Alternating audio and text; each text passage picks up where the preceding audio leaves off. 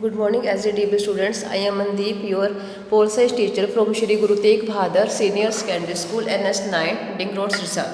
Dear student, today we are going to start next topic. बेटे जो last अपने हमने किया था कि हम न्याय के उसके टाइप्स के बारे में पढ़ा था। आज हम पढ़ेंगे कि न्याय के सिद्धांत कौन कौन से होते हैं, कि सभी व्यक्ति को क्या है समान और उसके उनके अधिकारों को क्या है समान महत्व मिलना चाहिए। तो जो है बेटे जो आपके न्याय के सिद्धांत है वो कौन कौन से हैं। फर्स्ट है आपका समान लोगों के लिए के प्रति क्या समान बर्ताव करना चाहिए, कि इसमें क्या है कि मनुष्य होने के साथ साथ हमें क्या कहते हैं सभी व्यक्ति में कुछ चारित्रिक विशेषताएं पाई जाती हैं, तो इसलिए वे समान अधिकार और समान बर्ताव के क्या अधिकारी होते हैं। आज क्या है अधिकांश उदारवादी लोकतंत्रों में कुछ महत्वपूर्ण अधिकार दिए गए हैं, जैसे जीवन, स्वतंत्रता, संपत्ति के अधिकार। तो इनमें समाज के अन्य सदस्यों के साथ क्या है समान अवसरों का उपयोग करने का सामाजिक अधिकार भी क्या शामिल होता है। अब समान अधिकारों के अतिरिक्त समक्षों के साथ बराबरी का व्यवहार करने के सिद्धांत के लिए आवश्यक है कि लोगों के साथ वर्ग, नस्ल या लिंग के आधार पर भेदभाव में हमें क्या करना चाहिए किया जाए। इन्हें उनके काम और कार्यकलापों के आधार पर जांचा जाना चाहिए, इस आधार पर नहीं कि वे किस समुदाय के सदस्य हैं। अब इसमें बेटे आपको एग्जाम्पल देती हूँ कि यदि भिन्न जातियों के दो व्यक्ति मान लो एक ही काम करते हैं, एक व्यक्ति पत्थर तोड़ने का काम करता है, दूसरा क्या करता है पिज्जा फाड़ने का, तो उन्हें हमें क्या समान पारिश्रमिक मिलना चाहिए। यदि किसी काम के लिए एक व्यक्ति को 100 रुपये और दूसरे को 80 रुपये सिर्फ इससे मिलते हैं कि वो भिन्न जातियों से क्या है संबंध रखते हैं, तो कहते हैं ऐसा नहीं होना चाहिए कि एक व्यक्ति अच्छी जाति से संबंध रखता तो उसको हम 100 रुपये दें और दूसरा हम नीची जाति से संबंध रखता तो उसको हम 80 रुपये दें। तो कहते हैं इस प्रकार का जो भेदभाव नहीं होना चाहिए। एक अन्य एग्जाम्पल है कि हम ये माइंड में रखते हैं कि यदि किसी स्कूल में मान लो पुरुष अध्यापक को महिला अध्यापक से ज़्यादा वेतन मिलता है तो वो ये क्या ये फर्क भी कहते हैं गलत होगा। नेक्स्ट बेटे इसमें आता है आपका समानुपातिक न्याय। अब समानुपातिक न्याय होता है कि जो भी हो समान बर्ताव न्याय का एकमात्र सिद्धांत नहीं है। तो ऐसी परिस्थितियां हो सकती है कि जिसमें हम महसूस करें कि एक के साथ समान बर्ताव क्या है हमारा क्या अन्याय होगा। एग्जाम्पल है बेटे मान लो कि आपके स्कूल में निर्णय किया जाए कि परीक्षा में शामिल होने वाले तमाम लोगों को क्या किया जाएगा बराबर के अंक दिए जाएंगे, क्योंकि सभी क्या है एक ही स्कूल के विद्यार्थी हैं, सबने क्या परीक्षा दी है। तो ये बेटे आपको कैसा लगेगा। अब जहाँ या कि आप ज़्यादा ही उचित समझेंगे कि छात्रों को क्या उनकी उत्तर पुस्तकों की गुणवत्ता और संभव हो इसके लिए उनके तरक्की के प्रयासों के अनुसार अंक दिए जाए, कि ऐसा ना हो कि हम सभी को क्या इक्वल अंक दे दीजिए। सबसे पहले हमें उनकी गुणवत्ता को देखना है कि उसने बच्चे ने क्या किया है, वर्क किस प्रकार से किया है, तो उसकी गुणवत्ता के आधार पर ही क्या करना चाहिए हमें उसको अंक देने चाहिए।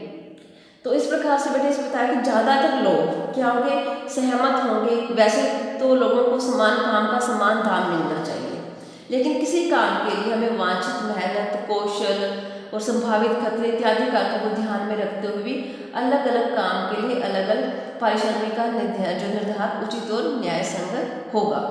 एग्जाम्पल में और दे दूँ इसका मैं आपको, जैसे मान लो कि हमारे देश में क्या है हमारे देश में खनिकों, कुशल कारीगरों, पुलिस कर्मियों हैं, जिसे कभी कभी खतरनाक लेकिन सामाजिक रूप से उपयोगी पेशे में लगे लोगों को सदैव क्या है पारिश्रमिक नहीं मिलता है।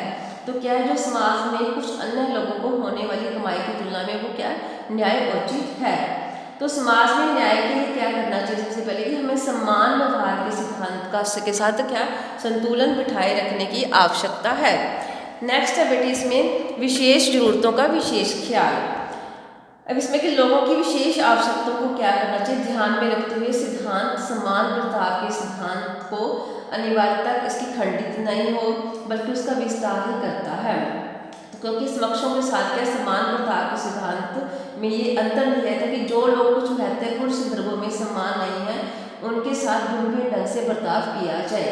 एग्जाम्पल बेटे कि जो लोग मान लो शारीरिक या मानसिक रूप से क्या है जो लोग शारीरिक और मानसिक चुनौतियों का जैसे मतलब विकलांगता के कारण का सामना करते हैं उनके लिए क्या विशेष आवश्यकताओं का प्रदान करने के लिए क्या अतिरिक्त धनराशि देनी चाहिए, उन्हें अतिरिक्त सुविधाएं प्रदान करनी चाहिए ताकि वे शिक्षा, प्रशिक्षण, स्वास्थ्य और व्यवसाय में क्या कर सकते हैं। ये चीज़ें भी उनको क्या है बहुत ज़्यादा जरूरी है ताकि वो इन चीज़ों में क्या है इन चीज़ों का ज़्यादा से ज़्यादा लाभ उठा सके।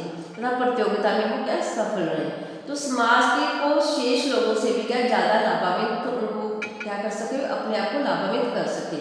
उनमें किसी तरह से क्या अन्य दृष्टियों से कमी नहीं होती है। वे अच्छे से अच्छे क्या कर सकते हैं, वकील, अध्यापक, संगीतज्ञ या वैज्ञानिक भी बन सकते हैं। कि जो लोग बाल बेटे मान लो कि शारीरिक रूप से विकलांग होते हैं, तो उनके साथ हमें किसी प्रकार का भेदभाव नहीं करना चाहिए, क्योंकि वो पर्सन भी क्या है, बहुत अच्छा अध्यापक बन सकता है, बहुत अच्छा वैज्ञानिक बन सकता है।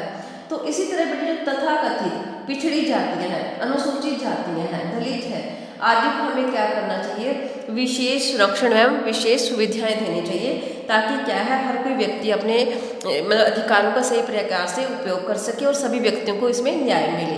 तो ये थे बेटे जो आपके 3 सिद्धांत है कि समान लोगों के प्रति था हमारा, फर्स्ट था समान बर्ताव, सेकंड था समानुपातिक न्याय, और थर्ड था विशेष जरूरतों का विशेष ख्याल।